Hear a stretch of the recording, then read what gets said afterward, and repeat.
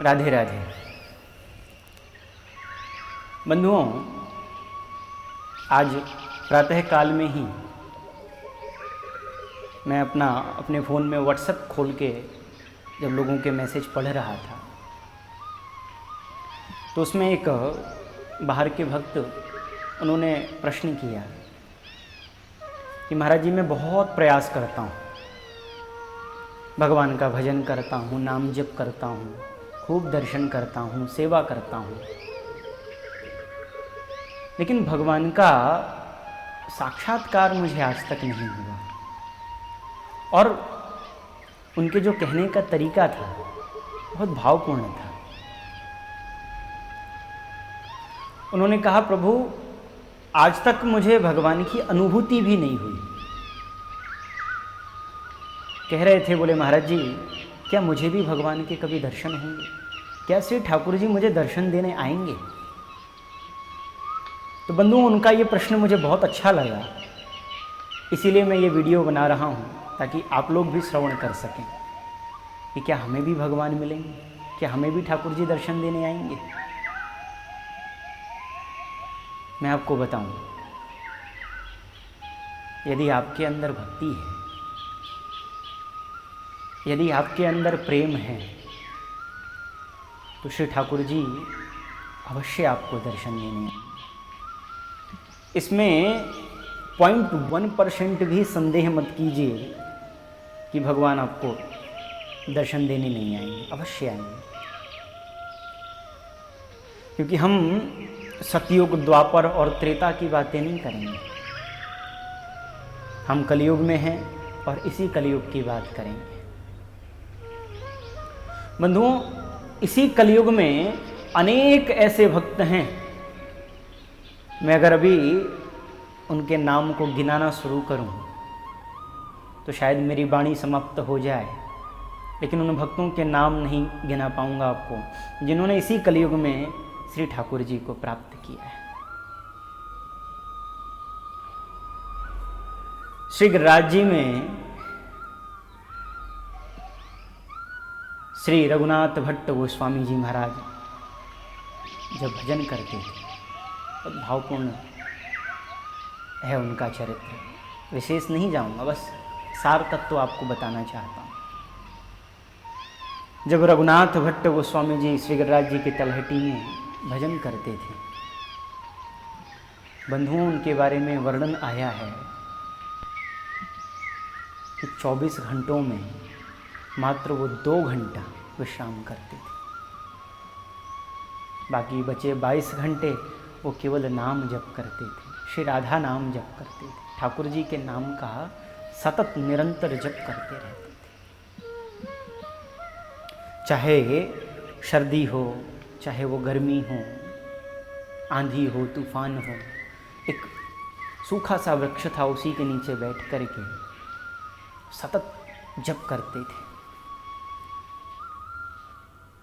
उनके जप का जो प्रभाव था वो कैसा था बंधुओं? ज्येष्ठ का महीना जब आता था, भयंकर धूप, चिलचिलाती गर्मी एकदम, रघुनाथ भट्ट गोस्वामी जी महाराज वृक्ष के नीचे बैठ कर के और किशोरी जी के नाम का जप करते थे। जब वो जप करते थे, उनके बारे में वर्णन आया है, एकदम सत्य घटना है। श्री रघुनाथ भट्ट गोस्वामी जी ज्येष्ठ के महीने में जब भयंकर दोपहरी में भजन करते थे, साक्षात श्री राधा रानी प्रकट हो जाती थी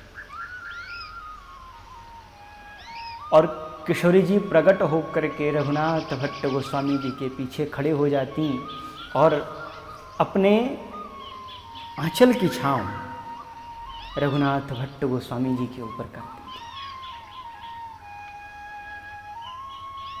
अपने आंचल की छांव रघुनाथ भट्ट गोस्वामी जी पर करती थी। क्यों करती थी? क्योंकि रघुनाथ भट्ट गोस्वामी जी संपूर्ण तरीके से किशोरी जी पर आश्रित थे। रूप सनातन गोस्वामी जी कदम्ब टेर पर भजन करते थे, श्री रूप गोस्वामी जी महाराज जब वहाँ भजन करते, उनके छोटे भाई श्री सनातन गोस्वामी जी एक बार उनके यहाँ आए। सनातन गोस्वामी जी ने आकर के रूप जी को प्रणाम किया। श्री रूप गोस्वामी जी के हृदय में इच्छा जागृत हुई, मैं अपने छोटे भाई को खीर खिलाऊं, खीर खिलाऊं। बाबा बैरागी कहाँ से खीर लाए? उनके हृदय में ये इच्छा जागृत हुई। तभी महाराज एक छोटी सी कन्या, 8 से 10 वर्ष की अवस्था की छोटी सी बालिका, अद्भुत सौंदर्य उसके, अद्भुत तेज, एक पात्र को वस्त्र से ढक करके लेकर के आई। बाबा, आज मेरी मैया ने घर में खीर बनायो। और वाकई मन में इच्छा आई कि जो बाबा वृक्ष के नीचे जप करें वाको खीर पवाऊँ। बाबा मेरी मैया ने मुझको जो खीर दियो और कई बोले संत बाबा को पहुंचा दो। बाबा जी खीर मैं आपके पास रख के जा रही हूँ, आप जय पा ली, आप जय प्रसाद आए स्वीकार कर ली। पहले तो समझ नहीं पाए, और बालिका वहाँ से चली गई। 2 भाग किए खीर के, एक रूप जी ने लिया, एक सनातन जी ने लिया।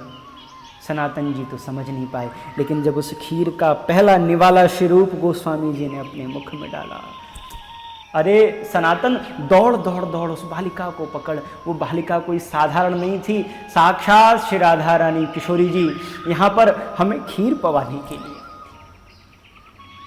कोई छोटी बालिका इस गांव की कोई लड़की नहीं थी, वो तो किशोरी जी थी। सनातन जी दौड़े हैं, लेकिन वो बालिका कहाँ मिलने वाली। बंधुओं, भक्त अगर अपने हृदय में कोई सच्ची प्रार्थना जागृत करे, अपने हृदय में कोई भाव जागृत करे और वो किशोरी जी के, ठाकुर जी के आश्रित है, तो भगवान उसकी इच्छाओं को अवश्य पूर्ण करते हैं।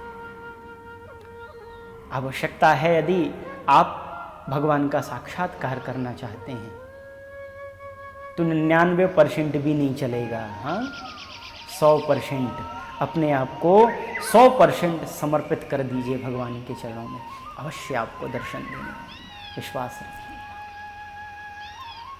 लेकिन भगवान के भजन में कोई भी कमी नहीं आनी चाहिए, वो 100% होना चाहिए। भगवान का भजन करें तो उनको अपना मान करके भजन करें। ये नहीं कि केवल हम कोई कार्य कर रहे हैं, कार्य नहीं, भजन करें, उनको पाने के लिए भजन करें। राधे राधे।